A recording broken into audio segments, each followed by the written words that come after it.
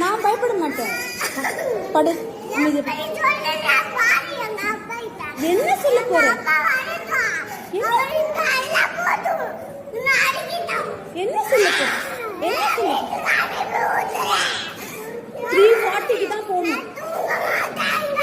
படு. சொல்லு, உங்க அப்பாட்ட சொல்லு. நீ சொல்லு, நானும் சொல்றேன். கொஞ்சம் கூட அடங்கலன்னு சொல்றேன்.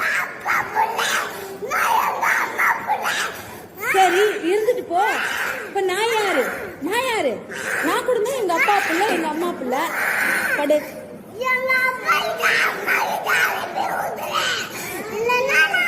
அனுப்ப முடியாது.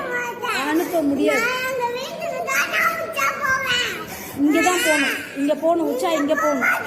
இங்கதான் போகணும்.